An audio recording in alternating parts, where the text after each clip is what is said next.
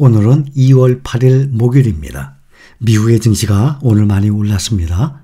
대표적인 지수죠. S&P 500 지수가 장중에 5천선 돌파를 눈앞에 두고 사상 최고치로 또 마감했습니다. 미국 중앙은행의 당국자들의 금리 인하 신중론에도 기업들의 실적 호조에 힘입어서 계속 랠리를 이어갔습니다. 사상 최고치 다우지수, S&P 500, 나스닥 100 지수 모두 사상 최고치입니다. 오늘 다우지수 0.4% 상승해서 38,677 사상 최고치예요. S&P 500 0.82% 상승해서 4,995 5포인트가 모자르는 5,000입니다. 이제 곧 5,000을 넘어갈 것입니다. 나스닥은 0.95% 상승해서 15,756 16,000이 넘어가야 나스닥 종합지수도 사상 최고치입니다. 나스닥 100이 1.04% 상승해서 17,755 사상 최고치 넘어섰습니다. 필라델피아 반도체는 1.62% 상승해서 4,408 다시 4,400 넘었습니다. 필라델피아 반도체의 사상 최고치는 4,483이었습니다.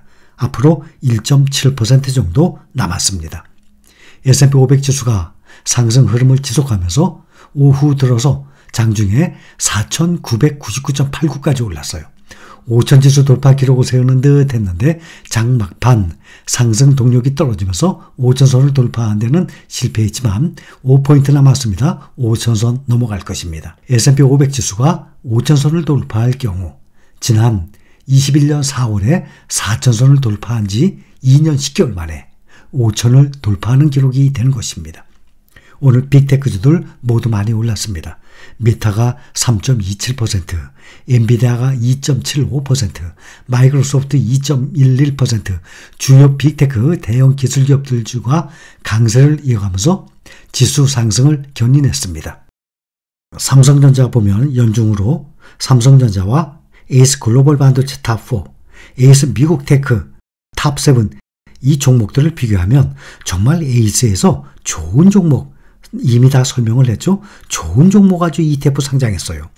여기에 들어가는 구성 종목들 엔비디아 2.75% 상승하고 에이스 글로벌 반도체 탑4의 TSMC가 4.69% 오르고 ASML 1.92% 상승, 브로드콤 2.81% 상승, AMD 1.82% 상승했습니다. 엔비디아는 700달러를 드디어 넘었습니다. 700.99달러까지 올랐었습니다. 연중으로 보면 삼성전자가 안타깝지만 마이너스 5.9%예요. 마이너스 6%고 에이스 글로벌 반도체 탑4는 연중 이제 한 달여 지났지 않습니까? 17% 플러스예요. 에이스 미국 빅테크 탑7도 지금 플러스 14%입니다. 올해 연말에 앞으로 3년, 5년 항상 말씀드리죠. 시간이 갈수록 우리는 계속 비교를 해나갈 것입니다. 우리나라의 대표적인 삼성전자, 또 많은 분들이 개인 투자자들이 가장 많은 비중을 두고 있는 삼성전자예요. 수익률 격차는 앞으로도 더욱 벌어질 것입니다. 에이스에서 정말 좋은 이러한 ETF 상장을 했어요. 다 설명을 드렸습니다. 신규 상장 소개 때 그때 설명을 드렸을 때 갈아탔다면 지금 수익률 만족할 것입니다. 그러나 지금도 늦지는 않았습니다. 주요 기업들의 작년 4분기 실적 호조가 이어지면서 증시 전반에 대한 기대감이 높아지고 있습니다. 지금까지 4분기 실적을 발표한 기업 중에서 70%가량이 예상치를 웃도는 순이익을 발표했습니다. 이것은 역사적 평균인 63%를 웃도는 것입니다. 지난해 4분기 주당 순이익은 역성장에 대한 예상을 깨고 전년 대비 1.9% 증가할 것으로 추정됩니다. 마이크로소프트 시가총액 1등이죠. 오늘 2.11% 상승을 해서 시가총액이 3조 800억 달러예요. 애플은 0.06% 상승해서 2조 9,200억 달러입니다. 지금 시가총액이 두 종목이 더 벌어져서 1,600억 달러의 차이가 나고 있습니다. 국내 증시를 잠시 보면 요즘에 국내 시장에서도 PBR 얘기가 많이 나오고 있죠. 열풍이 불고 있는데 정부가 기업 밸류업 프로그램 도입을 발표했기 때문입니다.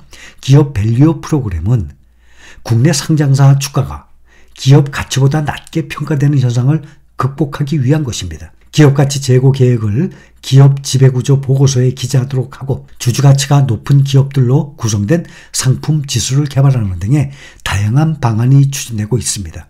다행입니다. 정책이 예고되자 금융, 은행, 보험, 지주사, 자동차 등은 PBR이 1배 미만으로 대표적인 저 PBR 업종이 부각되고 있습니다. 이 중에서도 저 PBR 대형주와 가치주로 매수세가 몰리고 있습니다. 평균적으로 보면 코스닥은 전체에서 20%, 코스피는 전체에서 60-70%가 PBR 1배 미만 기업들이에요. 상대적으로 코스닥보다 코스피가 더 저평가됐습니다. PBR은 해당 기업의 시가총액과 장부가 이 청산가치를 비교한 수치예요. 1보다 낮을 경우 회사가 보유한 모든 자산을 매각하고 사업을 청산했을 때보다 현재 주가가 낮다는 의미예요. 통상 증시 저평가 기준으로 꼽히고 주로 제조기업의 밸류에이션으로 활용을 합니다. 국내 증시의 시가총액 1위죠. 삼성전자. 현재 주가 순자산 비율 PBR이 1.29배 수준이에요. 국가별 시총 1위 기업과 비교해도 낮은 수준이에요. 증시에서 상대적으로 저평가됐다는 의미죠. 미국의 경제 포털 야후 파이낸스에 따르면 지난해 4분기 기준 미국 시총 1위 마이크로소프트 PBR이 12.82배, 삼성전자보다 약 10배나 높아요. 올 들어서 1위 자리를 빼앗긴 애플은 38.73배, 무려 30배 차이가 납니다. 두 기업이 글로벌 시총 1위, 2위란 점을 감안하더라도 두 자릿수 차이는 상대적으로 심각한 저평가를 뜻하는 것입니다. 삼성전자의 역대 평균 PBR은 1.43배 수준에 불과합니다.